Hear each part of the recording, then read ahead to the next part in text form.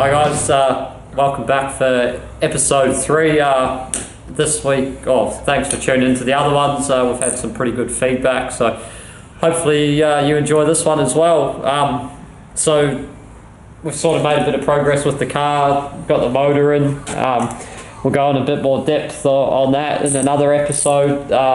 So all going well, we're aiming to race next Sunday, the 16th of August at Ellenbrook as part of the winter series, just to freshen up before the main season starts in October.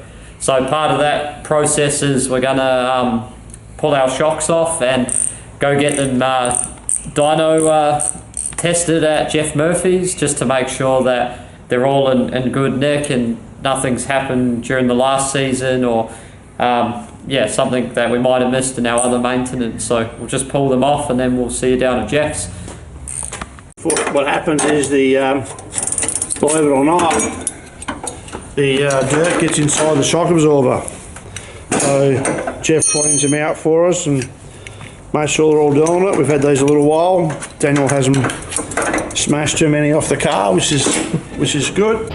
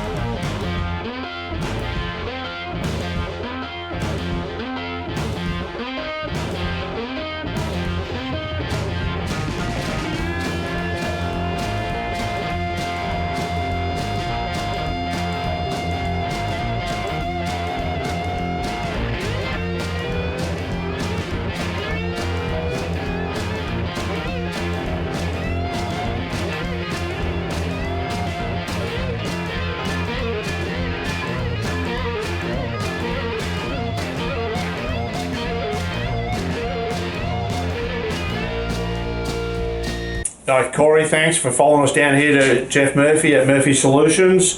You have the video, Geoff, that's him there. There we go. Geoff is a great part of our team and many race teams here in WA and indeed across the country. So what we thought we'd do as part of our video today, which we've already started with, is that these are the 4 shocks off of our car. Originally, I bought these out of the States, and when they arrive from America, Geoff will dyno them as soon as we get them, so we know what they are as a comparison to the American dyno to the Aussie dyno. And that's Geoff Murphy Solutions sticker on there, and this shock absorber is a 127 rebound, 59 compression, and Geoff will write that on there, right hand rear, in case we don't know where the shocks go, because he thinks I'm a bit goofy, right? But that's okay. So Geoff, yep. Welcome. Thank you for helping us out with our shock absorbers, of course. And let's talk about this shock absorber, for argument's sake. Yeah, well, obviously it's a right-hand, well, not obviously, but it's a right-hand rear, as Peter called out the number. It's got 59 pound compression, 127 pound rebound. So it's more than likely like a 4 in compression and almost a 6 in rebound. So it's to hold the right rear down a bit when the track's a bit slick. Often we'll put on here not only the right rear and the date that we done it. This one was done in 11/18. It'll have on the position or what it's for, whether it be slick, heavy or wet conditions. Yeah.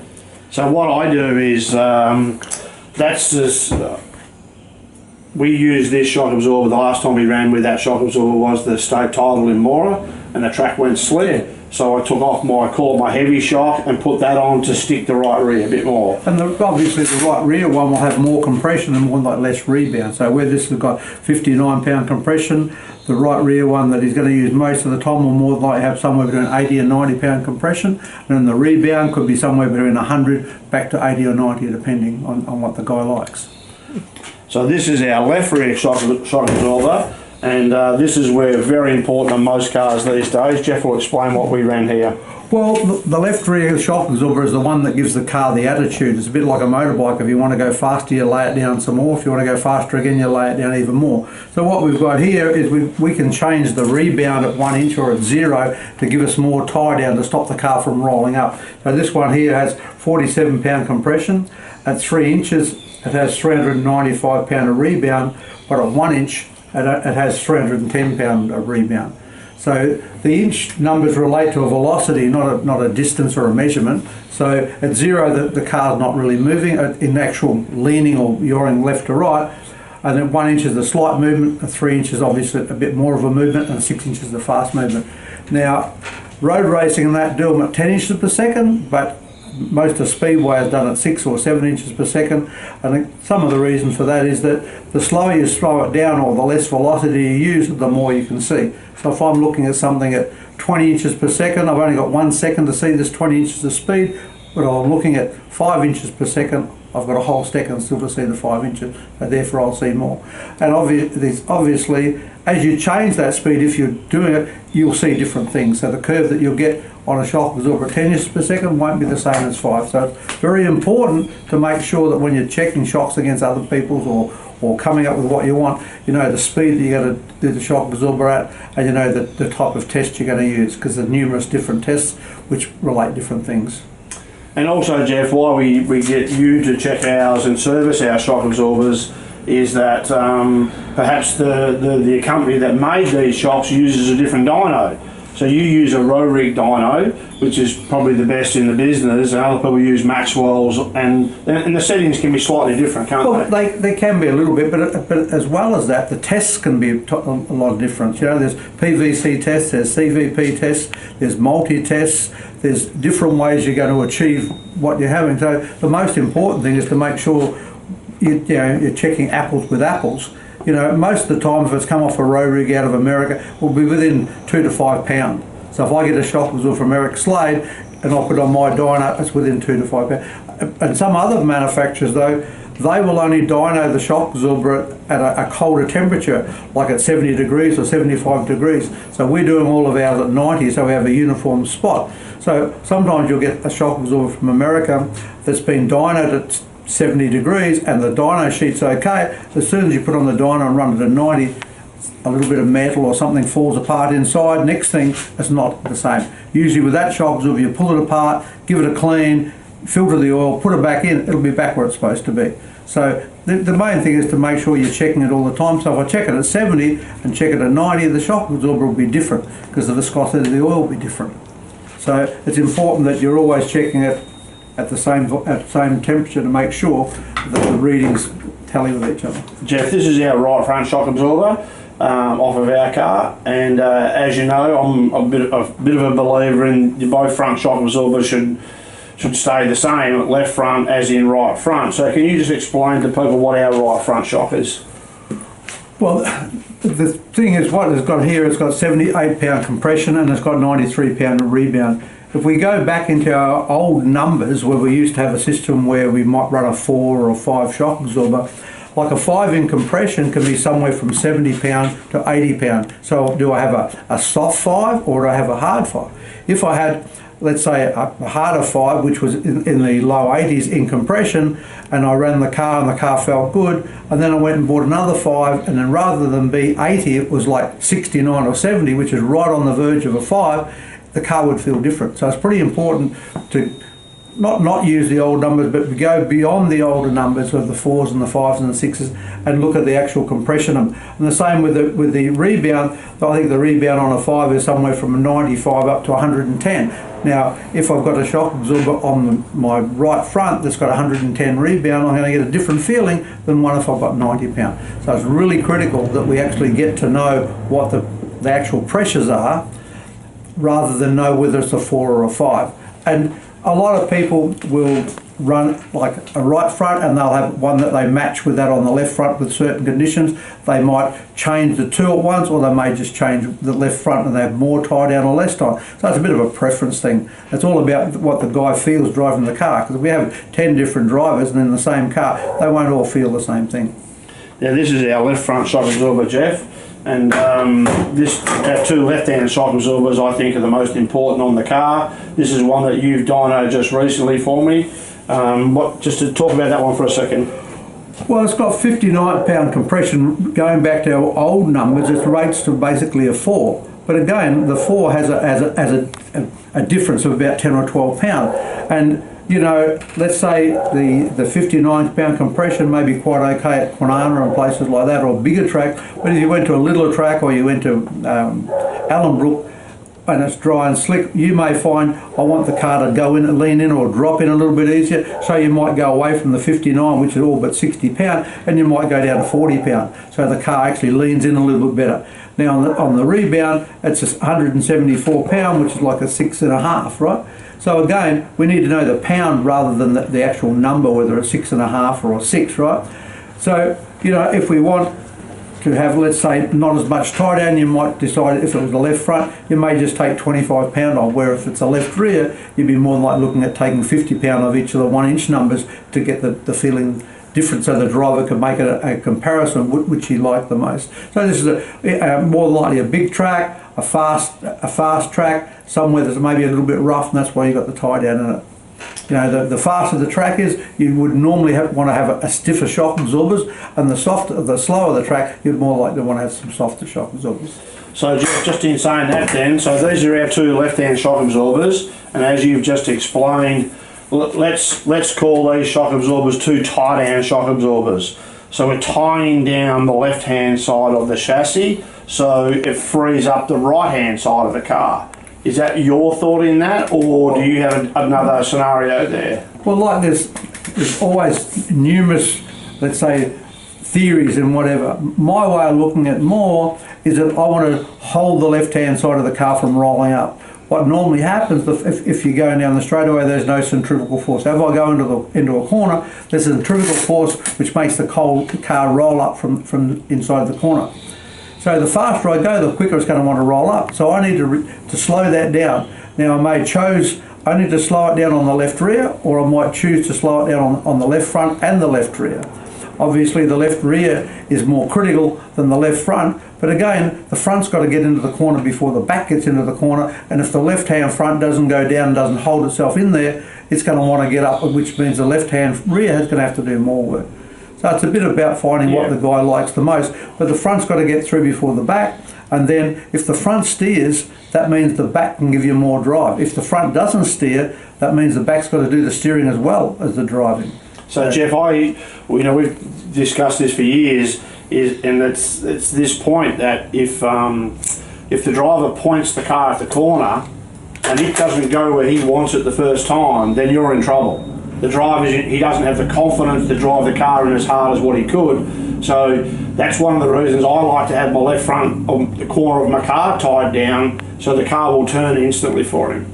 Yeah, well, it's important that the car turns, and it gives him the confidence. And what happens if he goes in the first time and it doesn't turn, next time he comes to that same corner, he's going to go in harder or turn it harder, which means then the back of the car might want to brake, because he's braking the car because it won't follow the line he wishes to put it on, so it's actually understeering. So then he gets it in harder, then the next thing it's oversteering, so he's sort of walking the car through the corner. The thing's just got to go around and follow the line which he projects it initially. And if it doesn't, he's got to be able to come back and tell the crew chief, look, I go in there, I want it to flow this line, but it's going above that line, which means the car's too tight, which means then the guy can say, well, okay, I'm going to put more tie down on the left front, or I might leave the tie down that I have and I may decrease the compression, so it's going to just ease in, or I might take the left front bar out and put one in softer, which helps the left-hand front to get in. Yeah. So it's all about... We could talk forever on the changes, or weight in the car and so on, but just for the purpose of this little video that we're making today, the shocks these days are the #1 change on your car, aren't they? Well, yeah, and you've got to think of it. It's a bit like, I try and say, think about it like a motorbike. If I want to go faster, I'm going to have to lay it down more. Now, we're not laying it down, we're stopping it from climbing up. So, and we can do that on the front and the back, and some people may choose to change both at the same time. No different than some people with the rear of a sprint car or a speed car will have a certain track width and they'll move the right rear in, but when they move the right rear in, they move the left rear out. Some people will say, okay, I'm just going to tie the left rear down, or what I'll do, I'll increase the rebound on both or decrease the compression so it just flows the corner nicer. All right, so what we'll do is we'll put this left front shock absorber onto the dyno and we'll run that up.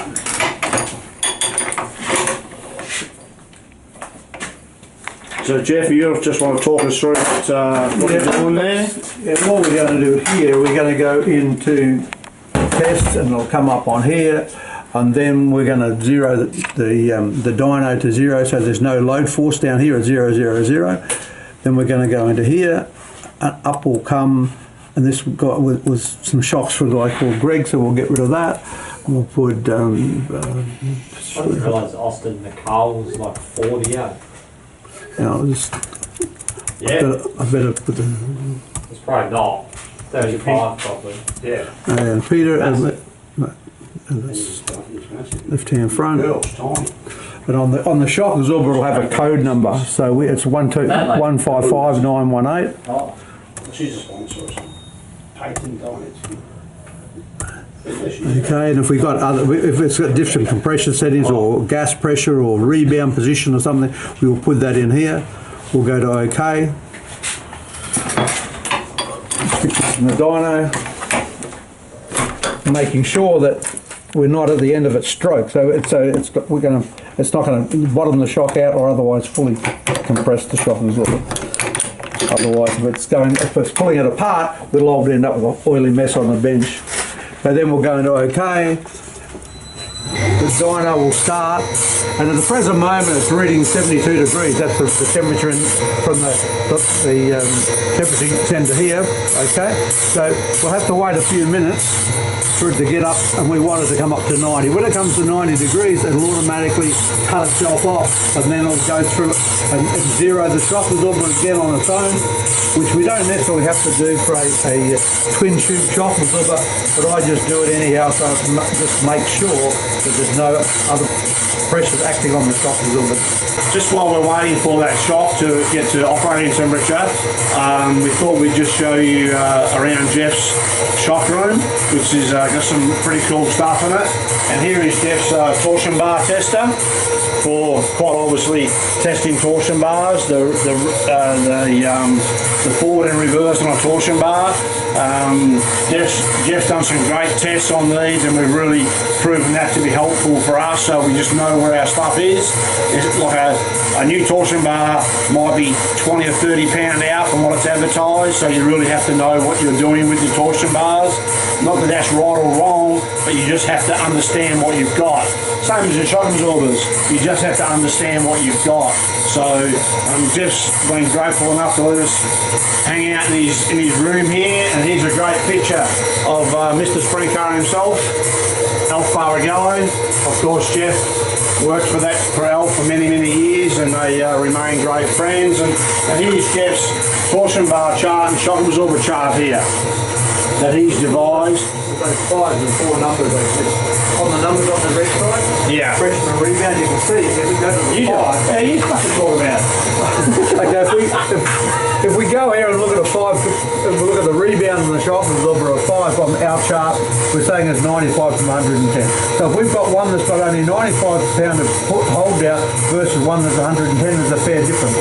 When we go to the compression side, we've got 71 and 82, which we talked about before. But the same thing there. As you can see, just knowing it's a 5 or a 6 or a 4.5 doesn't mean it doesn't give us enough information now. And up here it's to do with the bar dyno that tells you what one of the 5 things it's testing and tells you what range it's in. Over here we have, I don't know what to call it, we'll just call her Red Hot Ronnie, who races a Dan car in Australia because I guess she's too lazy to go to America and race an Indy car, which she went there one time and in her first drive she did extremely well, and it's really, to me it's sad that she's here and she's not over there. Yeah, there's your beautiful wife, Geoff. Yeah, my wife from the time. And a very good friend of mine who helps me with lots and lots of things is Sammy Swindell. So we've got a photo of Sammy here. We've got in here we've got a photo of a multiple Australian champion, Warren Eakins, it's speed car champion, and you've got me over the back dressed up like a native of China, I guess is the best way, of the political correct way to say that. Come through here, Corey. Here we've got It's Jack Hottenchild in one of the famous cars he drove years and years ago, and up the top here we've got one and only Jack Hill, which was a good friend of mine when he was out here racing. Come through here, Corey. This is Geoff's office. It'll be a mess like all of our offices is, but this is that's Geoff with the famous Steve Kinzer when Geoff raced with them and they won the Knoxville Nationals, and that's Bob Trossel there in the background. That's absolutely priceless, and Geoff has some really cool stuff. There's Shane, Top Gun Murphy. We're all a fan of Shane.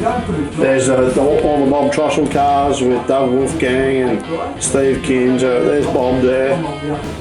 There's some pretty cool stuff in here. Of course. And there's Jeff's poster from the Winter Sprint Car Series, one of our great supporters. There's Geoff here with Keith, Superman, multiple midget title. There's a very, very young Shane Murphy when he raced a midget.